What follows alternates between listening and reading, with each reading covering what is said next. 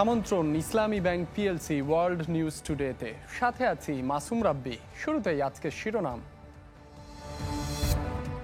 রাশিয়ার বিমান ঘাঁটিতে ইউক্রেনের নজিরবিহীন হামলা, অপারেশন স্পাইডার ওয়েব অভিযানে প্রশ্নবিদ্ধ রুশ আকাশ প্রতিরক্ষা ব্যবস্থা। আর একদিন বাদে শুরু হজের আনুষ্ঠানিকতা, হজ যাত্রীদের সুবিধায় আয়োজনের কমতি নেই সৌদি সরকারের।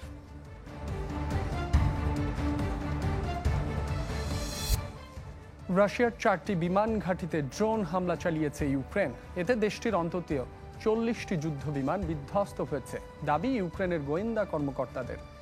রাশিয়ার সাইবেরিয়া রাজ্য সহ বেশ কিছু জায়গায় এসব হামলা চালানো হয়।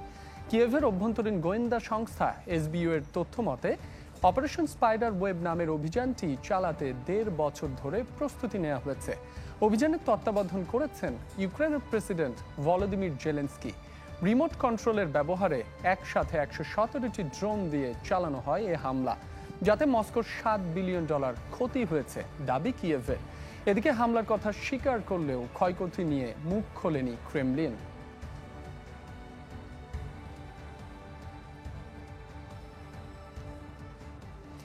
এদিকে রুশ ভূখণ্ডের অভ্যন্তর থেকেই প্রায় 40টি বোমারু বিমান ধ্বংস। কিভাবে অপারেশন স্পাইডার ওয়েবের মতো বড় অভিযান পরিচালনা করল ইউক্রেন? ইউক্রেনীয় গোয়েন্দা সংস্থা এসবিইউ এর দাবি, দীর্ঘ 1.5 বছরের বেশি সময়ের পরিকল্পনার ফল এই অভিযান। কিয়েভের সফল এই অভিযানকে মস্কোর জন্য কালো অধ্যায় হিসেবে দেখছেন বিশ্লেষকরা। রাশিয়ার অভ্যন্তরে ড্রোন হামলার শিকার ঘাঁটিগুলোর অবস্থান ইউক্রেন থেকে 4000 কিলোমিটারের বেশি দূরত্বে। কিন্তু এত দূরপাল্লার ড্রোন মজুদ নেই কিয়েভের সমর ভান্ডারে। তাই গোপন মিশন পরিচালনায় অভিনব কৌশল বেছে নেয় ইউক্রেন। কাঠের তৈরি ছোট ছোট বাক্স, এসব বাক্সেই ট্রাকে করে রাশিয়ার অভ্যন্তরে ড্রোন পাচার করে ইউক্রেন। পাচারকৃত ড্রোনগুলো মজুত করা হয় সাইবেরিয়া ও আর্কটিকের বিমান ঘাঁটিগুলোর আশপাশের গোপন স্থানে। সময় সুযোগ বুঝে এগুলোই ব্যবহার করা হয় রোববারের অপারেশন স্পাইডার ওয়েবে। অভিযানের ঠিক আগে ট্রাকে করে ড্রোনগুলো নেওয়া হয় বিমান ঘাঁটিগুলোর কাছাকাছি, চালানো হয় হামলা। এর আগে এ ধরনের অভিযান পরিচালনা করেনি কোনো গোয়েন্দা সংস্থা। সেখানে প্রেসিডেন্টের জড়িত থাকার নজিরও খুব একটা নেই। ইউক্রেনের গোয়েন্দা সংস্থা এসবিইউ এর দাবি, দীর্ঘ 18 মাস পরিকল্পনার পর রাশিয়ার কৌশলগত বোমারু বিমান বহরকে অচল করতে পেরেছে তারা, যা মস্কোর জন্য কালো অধ্যায় হিসেবে দেখছেন বিশ্লেষকরা। এমন হামলা রাশিয়ার নিউক্লিয়ার ট্রায়াডের জন্য বড় আঘাত, কৌশলগত এভিয়েশনের জন্য শক্তিশালী ধাক্কা। কমপক্ষে 4টি Tu-95MS আগুনে পুড়ছিল। ভিডিওগুলো সবাই দেখেছে। এটি রাশিয়ার এভিয়েশনের জন্য একটি কালো অধ্যায়। রাশিয়ার ভেতর থেকেই হামলার বিষয়টি নিশ্চিত করেছে মস্কো। জড়িত সন্দেহে 2 ট্রাক চালককে আটক করা হয়েছে। চক্রান্তে রুশ কর্তৃপক্ষের ভেতরের কারো যোগসাজশ থাকতে পারে বলেও ধারণা করা হচ্ছে। হামলার সময় ঘাঁটিগুলোর আশপাশে কোনো ধরনের রুশ আকাশ প্রতিরক্ষা ব্যবস্থা ছিল কি না সেটিও খতিয়ে দেখা হচ্ছে। এদিকে ইউক্রেনের হামলায় রীতিমতো পঙ্গু রাশিয়ার কৌশলগত বোমারু বিমান বহর। ধ্বংস হয়ে গেছে বহরের অর্ধেক বিমান, ব্যাপকভাবে ক্ষতিগ্রস্ত নিউক্লিয়ার ট্রায়াড, এমনটাই বলছেন বিশ্লেষকরা। অপারেশন স্পাইডার ওয়েবের কারণে মস্কোর ক্ষতির পরিমাণ $7 বিলিয়নেরও বেশি বলে দাবি কিয়েভের। ক্ষতিগ্রস্ত হয়েছে দেশটির কৌশলগত ক্রুজ ক্ষেপণাস্ত্র বহরের 34% আকাশযান। মাসুম রাব্বি, চ্যানেল 24।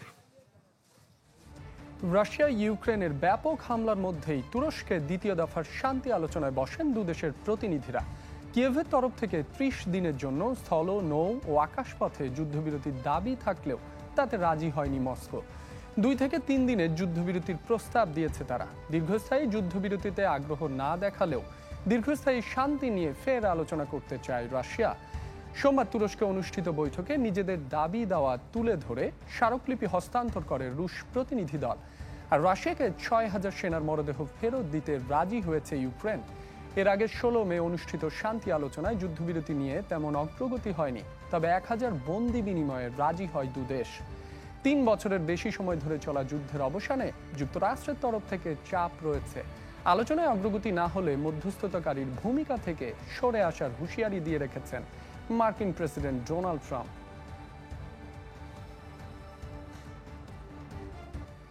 4 জুন থেকে শুরু হচ্ছে পবিত্র হজ। এরই মধ্যে হাজিদের জন্য জরুরি নির্দেশনা জারি করেছে সৌদি আরবের হজ ও উমরা মন্ত্রণালয়। হজ যাত্রীদের সুবিধায় এবছর বেশ কিছু ব্যবস্থাও গ্রহণ করেছে সৌদি প্রশাসন। পবিত্র হজের মূল আনুষ্ঠানিকতার বাকি আর একদিন।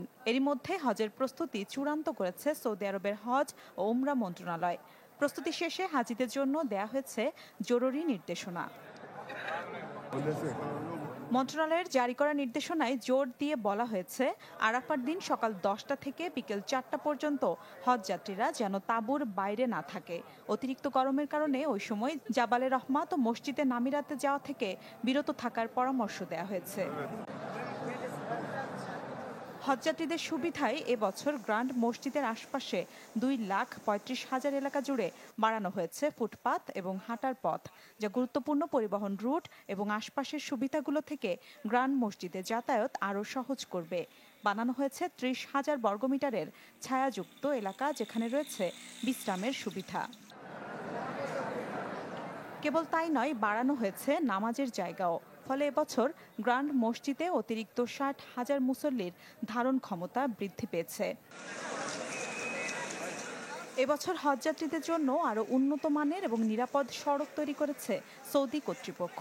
রাবারের ফ্লেক্সিবল রোড সেফটি প্রযুক্তি ব্যবহার করে রাস্তাগুলোকে করা হয়েছে প্রশস্ত। নামিরা মসজিদ থেকে আরাফাতের আল মাশায়ের ট্রেন স্টেশন পর্যন্ত 16,000 বর্গমিটার পর্যন্ত বাড়ানো হয়েছে বিশেষ পথ। হজের আগে মক্কায় চালু করা হয়েছে বিশ্বের বৃহত্তম শীতলকরণ ব্যবস্থা, যার মোট ক্ষমতা 1,55,000 টন শীতলীকরণ। হজযাত্রীদের সুবিধার্থে এই ব্যবস্থা আগেভাগেই উন্মুক্ত করার সিদ্ধান্ত নেয় গ্র্যান্ড মসজিদ ও মসজিদে নবমী বিষয়ক জেনারেল প্রেসিডেন্সি। এছাড়া হজযাত্রীদের পরিবহন, বাসস্থান এবং খাবার সম্পর্কিত প্রশ্নের জবাব ও পরামর্শ দিতে খোলা হয়েছে কৃত্রিম বুদ্ধিমত্তা পরিচালিত বিশেষ সেবা কেন্দ্র, যা হজযাত্রীদের 11টি ভাষায় 24 ঘন্টা পরিষেবা দেবে। অগ্নি নির্বাপন ও উদ্ধার অভিযানে সহায়তার জন্য মোতায়েন করা হয়েছে কৃত্রিম বুদ্ধিমত্তা চালিত ড্রোন সাকর, যা উচ্চ ঝুঁকিপূর্ণ এলাকায় জরুরি অবস্থা মোকাবেলার টানা 12 ঘন্টা পর্যন্ত কাজ করতে পারে। অগ্নি নির্বাপন ক্ষমতা সম্পন্ন ড্রোন অনায়াসে বহন করতে পারে 40 কেজি। মিলা খন্দকার, চ্যানেল 24।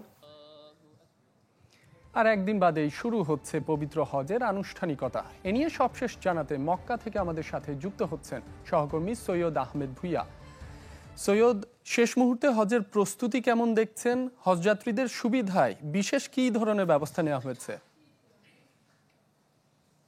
জি, ধন্যবাদ রাবি আপনাকে। আপনি যেরকম জানেন, আসলে কিন্তু আপনি জানেন সৌদি আরবে কিন্তু এই বছর হজে বাংলাদেশ থেকে যে 87,100 প্লাস যারা এসেছেন, তারা সবাই এই এখন পর্যন্ত মোটামুটি সবাই ভালোই আছেন এবং অনেকে হেরামের নিকট অবস্থানে আছেন। কিন্তু এখানে যা বাংলাদেশের মধ্যে এই পর্যন্ত কিন্তু 17 জন নিহত হয়েছে, মৃত্যুবরণ করেছেন। এই মৃত্যুবরণে কিন্তু সবারই দাফন সম্পূর্ণ হয়েছে। এর মধ্যে 30 জন সৌদি সরকারি হসপিটালে আছেন।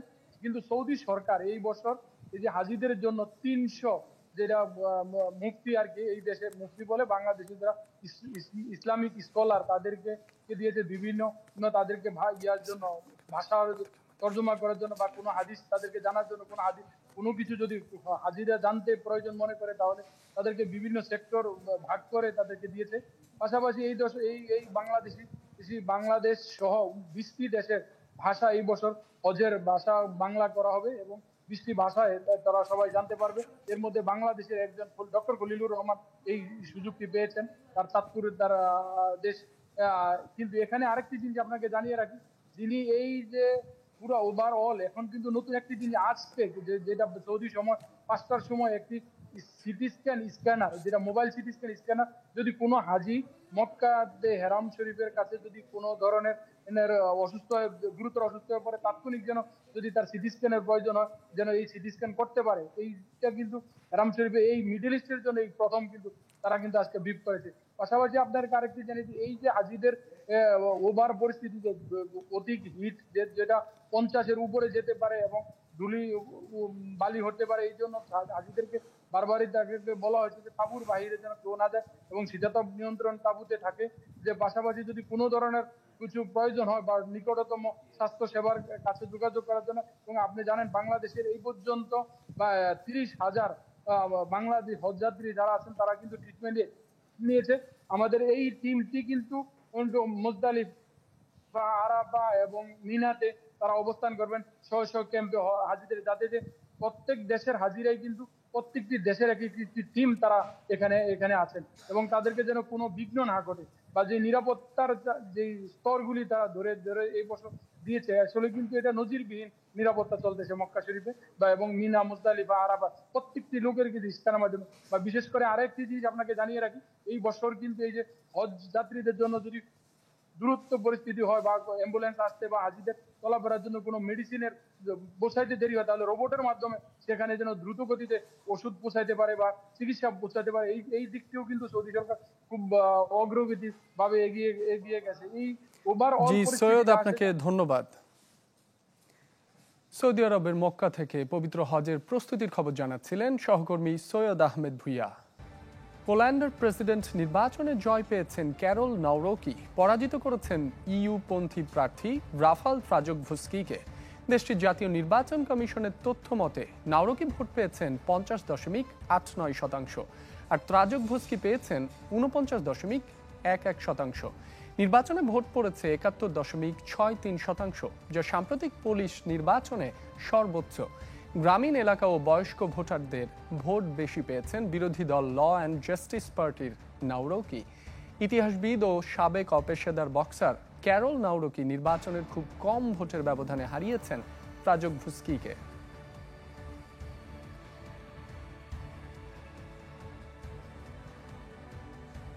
বছর ঘুরে আবারও কলম্বিয়ায় টমাটিনা উৎসব। সুতামার্চানে অনুষ্ঠিত উৎসবে একে অপরের দিকে টমেটো ছুঁড়ে আনন্দে মাতেন অংশগ্রহণকারীরা।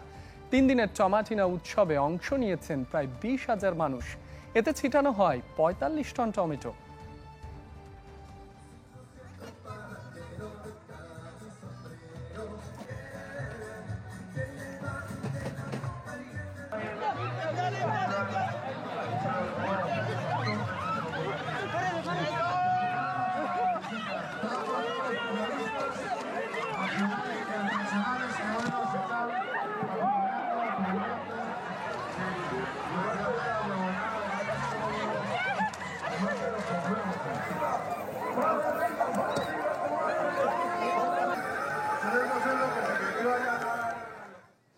এই ছিল আজকের ইসলামী ব্যাংক পিএলসি ওয়ার্ল্ড নিউজ টুডেতে। বিশ্বের গুরুত্বপূর্ণ সব সংবাদ ও বিশ্লেষণ জানতে চোখ রাখুন চ্যানেল 24-এর পর্দায়। এছাড়াও দেখতে পারেন ফেসবুক এবং ইউটিউবে। এতক্ষণ যারা সঙ্গে ছিলেন সবাইকে ধন্যবাদ।